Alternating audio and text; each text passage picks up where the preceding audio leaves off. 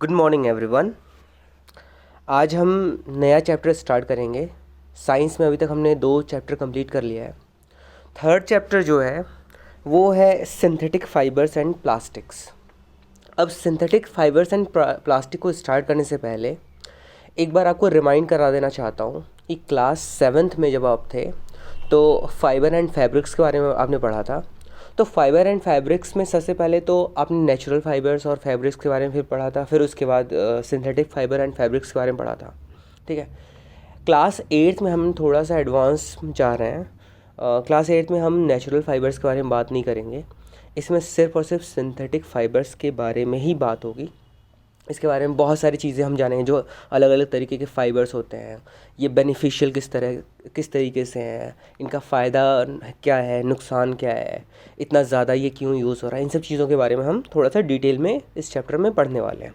ठीक है, तो आई होप कि ये चैप्टर भी बहुत स्मूथली जाएगा और बहुत अच्छे से आप लोग समझोगे, आप अपना होमवर्क प्रॉपरली करोगे, नोट्स प्रॉपरली बनाओगे। ठीक है, स्टार्ट करते हैं। इंट्रोडक्शन में कह रहा है the synthetic fibres on the other hand, ये यहाँ पे नहीं लिखना था तो ये इसको हटा देना।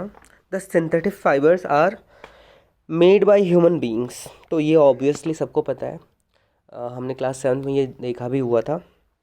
That is why these are called synthetic और मैन मेड फाइबर्स। सिंथेटिक का मतलब ही होता है मैन मेड। फाइबर्स ही नहीं, कई सारी चीज़ें सिंथेटिक होती हैं। जैसे सिंथेटिक के अलावा वो भी बोल सकते हैं हम, जैसे सैटेलाइट्स के बारे में भी अगर हम बात करें तो दो तरह के सैटेलाइट्स होते हैं। एक तो नेचुरल सैटेलाइट्स होते हैं और एक होते हैं मैन मेड। तो मैन मेड सैटेलाइट्स को ऐसे यहाँ पे सिंथेटिक नहीं बोला जाता है। सिंथेटिक्स रेजन्स भी हो सकते हैं। रेजन्स एक तरीके के गोंद होते हैं। ठीक है, ऐसे ये वाले रेजन्स जो होते हैं आपके कई सारे पेड़ों पे रेजन्स आपको देखने को मिल जाते हैं, तो वो नेचुरल रेजन्स भी हो सकते हैं और सिंथेटिक रेजन्स भी हो सकते हैं। तो सिंथेटिक का मतलब है उसको कहीं ना कहीं लैब में तैयार किया गया होगा। ठीक है, synthetic fibre is also a chain of small units join together. Synthetic fibre क्या होता है कि स्मॉल यूनिट्स होते हैं, किसी भी चीज़ के स्मॉल यूनिट्स, ठीक है, उनको अगर ज्वाइन कर दिया जाए तो वो उन्हीं से जो है सिंथेटिक फाइबर बनता है। यहाँ ये सिर्फ और सिर्फ अगर देखा जाए तो ये सिर्फ और सिर्फ फाइबर्स के बारे में ही, सिंथेटिक फाइबर्स के बारे में हम ऐसा नहीं बोल सकते ना। जितने भी दुनिया में चीज़ें बनी हुई हैं सब कोई ना कोई स्मॉल यूनिट से मिलकर बना हुआ। आपका घर का जो स्मॉलेस्ट यूनिट क्या होता है, वो होता है ईंट। एक पर्टिकुलर जो ईंट होता है वो स्मॉलेस्ट यूनिट हो सकता है। वो सारे ईंट जो है कनेक्ट होते हैं तो वो मिलके बना देता है आपका एक बिल्डिंग। ठीक है, तो वैसे ही स्मॉल यूनिट से बन के ये बना हुआ होता है। इसका आप फिगर में भी इस चीज़ को आप देख सकते हो। ये यहाँ पे एक माला है, माले में जो है मोतियाँ हैं, तो कई सारी मोतियाँ जो है इन पिरोई गई हैं इस एक धागे में, तो इसको मिलके जो है एक माला बनाया हुआ है। इसी तरीके से ये एक पेपर क्लिप है, पेपर क्लिप्स को भी कनेक्ट किया हुआ है, एक दूसरे के अंदर ऐसे फंसाया हुआ है। ऐसे करके एक प्रॉपर एक लॉन्ग चेन दिख रहा है। उस लॉन्ग चेन को इसने कर्व शेप दे दिया है। इसको हम सीधा सीधा भी रख सकते थे, कर्व शेप भी दे सकते, कोई सा भी शेप दे सकते थे। ठीक है, each small unit is actually a chemical substance. Obviously मैंने ये बात करी थी, सिंथेटिक जहाँ पे आती है बात, वहाँ पे सीधी सी बात है, लैब में कुछ ना कुछ हुआ होगा जिसकी वजह से ये तैयार हुआ होगा। ठीक है, ये फाइबर्स या फैब्रिक्स तैयार हुए होंगे। तो अब लैब में तैयार हुआ होगा तो लैब में तो सारे केमिकल्स का ही खेल होता है। केमिकल्स का पर्टिकुलर प्रेशर दे सकते हैं, वहाँ पे एक प्रॉपर इन्वायरमेंट क्रिएट किया जा सकता है। जैसे एक पर्टिकुलर प्रेशर हम दे सकते हैं, पर्टिकुलर टेम्परेचर हम दे सकते हैं। ठीक है, तो ऐसे करके ये प्रोसेस पूरा कंप्लीट होता है। Many such small units combine to form a large single unit is called a polymer. Polymer क्या होता है, स्मॉल यूनिट्स को जब हम ऐड कर देते हैं तो उनको एक पॉलीमर हम बोल सकते हैं। जैसे प्लास्टिक्स के बारे में बात करी जाए, प्लास्टिक का स्मॉलेस्ट यूनिट जो होगा वो स्मॉलेस्ट यूनिट्स को अगर एक साथ मैंने जोड़ दिया, कई सारे यूनिट्स को कनेक्ट कर दिया, एक के ऊपर दूसरा या एक के साइड में दूसरा, ऐसे करके चारों तरफ से मैंने अगर एक यूनिट को घेर दिया, ठीक है, और उसको कनेक्ट कर दिया आपस में, तो अगर कोई सा भी वो एक स्ट्रक्चर बना रहा है तो उसको एक हम पॉलीमर बोल सकते हैं। पॉलीमर का सबसे बढ़िया एग्जांपल क्या है, पॉलीथीन।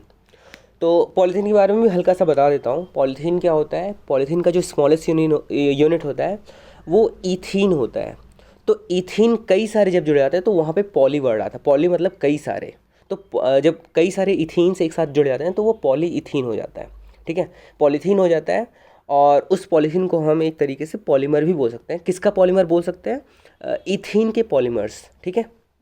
तो आई होप यहाँ तक क्लियर समझ में आ गया होगा, यहाँ तक कोई डाउट नहीं हुआ होगा। अगर फिर भी डाउट होता है तो आप मेरे से बाद में पूछ सकते हो, पर्सनली आप चैट करके मेरे से बात कर सकते हो, ठीक है। आगे बात करते हैं types of synthetic fibres. Synthetic fibres के मेनली 3 टाइप्स बताया हुआ है। पहला है रेयॉन, सेकंड है nylon and third one is polyester and acrylic. तो इनके बारे में हम थोड़ा सा डिटेल में प्रॉपर ढंग से पढ़ेंगे, इसका एग्जांपल वगैरह भी हम लेंगे, ठीक है। और बहुत ही हम स्मूथली हमें पढ़ना है। अगर आपको लग रहा है कि बहुत फास्ट हम चल रहे हैं तो भी हम स्लो डाउन कर सकते हैं, क्योंकि हमारे पास सफिशिएंट टाइम है, मोर देन सफिशिएंट टाइम है। हमारे पास ऑलमोस्ट दिसंबर तक का टाइम है, ठीक है। तो दिसंबर तक तो हम आराम से बहुत पढ़ेंगे, उसके बाद भी हम पूरे सिलेबस कंप्लीट कर लेंगे, क्योंकि आपका सिलेबस बहुत इंटरेस्टिंग है।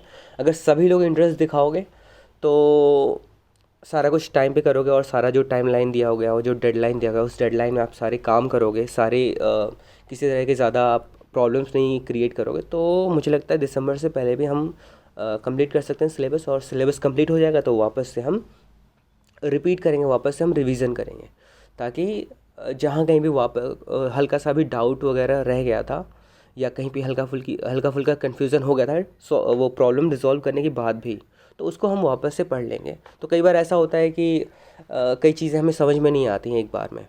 हो सकता है बहुत अच्छे से समझाया गया हो, उसके बाद भी समझ में नहीं आता, तो हो सकता है दूसरी बार समझाया गया हो, तीसरी बार समझाया गया, चौथी बार समझाया गया हो, तो फिर भी अगर हम अटेंशन दे रहे हैं, अपना ध्यान दे रहे हैं, तो हमें ज़रूर कभी ना कभी समझ में आ जाता है। बस ये है कि आप विलिंग होनी चाहिए, ठीक है। तो आगे बढ़ते हैं। लेकिन हाँ, याद रखना ये नहीं कि मैंने बोल दिया है कि रिवीजन हम करेंगे बाद में, तो आप पहले पूछोगे ही नहीं। बिल्कुल पूछना है, जितनी बार आपको डाउट होता है उतनी बार पूछना है, ठीक है। लेकिन अपनी तरफ से एफर्ट ज़रूर डालना है, समझने की कोशिश करना है। ऐसा नहीं करना है, ये वाला एटीट्यूड बिल्कुल नहीं होना चाहिए कि अरे सर तो कुछ भी समझाएंगे, हम तो मना कर देंगे समझने से, तो वो बहुत ही गलत चीज़ है, ठीक है। पॉजिटिव एटीट्यूड रखना है और समझने की पूरी कोशिश करनी है, ठीक है। आगे बढ़ते हैं। टाइप्स ऑफ सिंथेटिक फाइबर में पहला टाइप था रेयॉन। रेयॉन के बारे में थोड़ा सा ढंग से पढ़ेंगे। कह रहा है कि fabric obtain from silk fibre was very costly. सीधी सी बात है, सिल्क फाइबर क्या था? एक नेचुरल टाइप का फाइबर था, ठीक है। और चूँकि बहुत ही कम अमाउंट में या बहुत ही कम क्वांटिटी में वो जनरेट हो पाता है एक टाइम पे, तो वो बहुत महंगा इसीलिए होता है।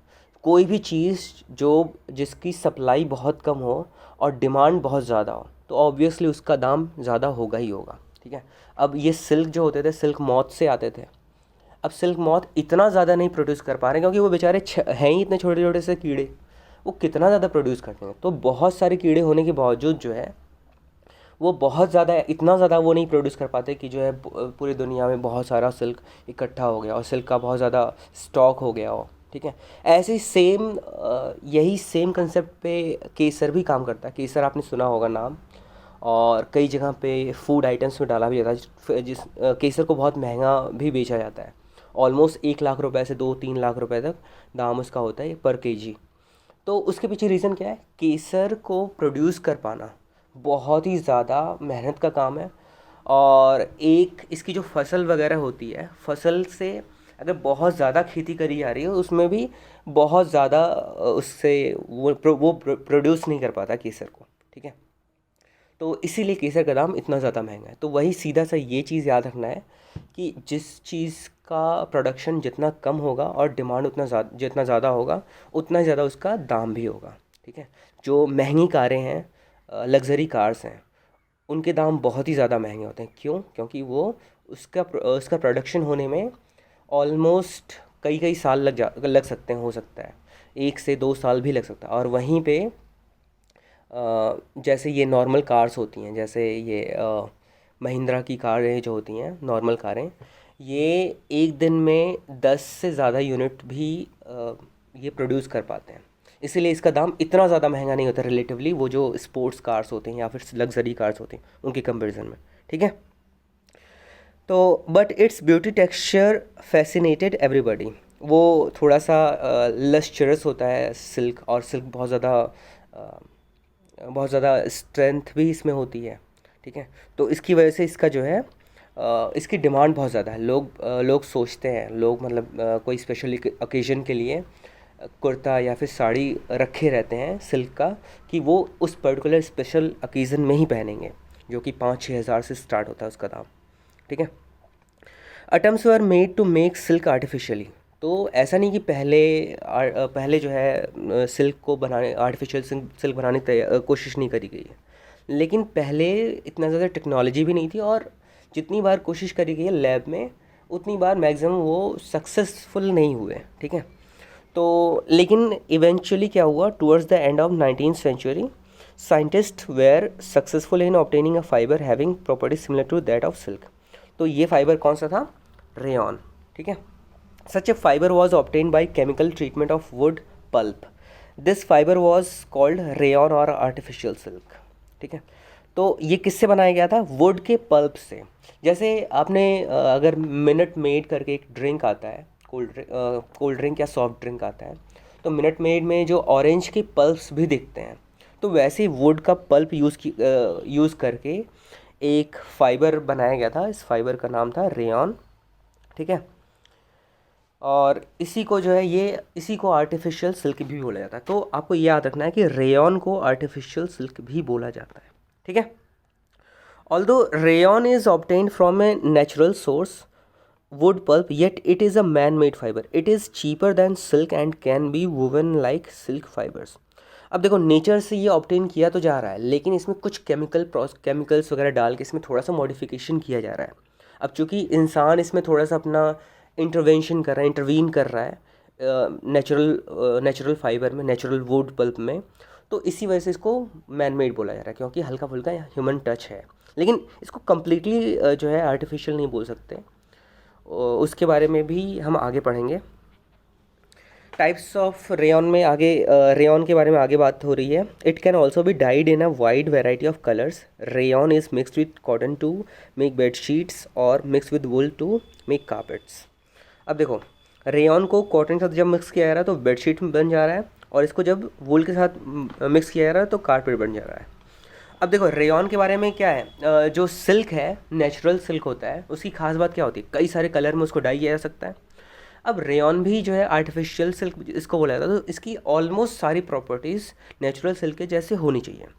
तो उनमें से एक प्रॉपर्टी तो उसका यही है कि उस पर जो है अलग अलग तरीके के कलर का डाई किया जाता है, और उससे वो जो है उस पर्टिकुलर कलर का वो यार्न हो जाता है। फिर उससे जो है एक नया फैब्रिक वगैरह तैयार किया जाता है, जो डिफरेंट कलर्स के हो सकते हैं।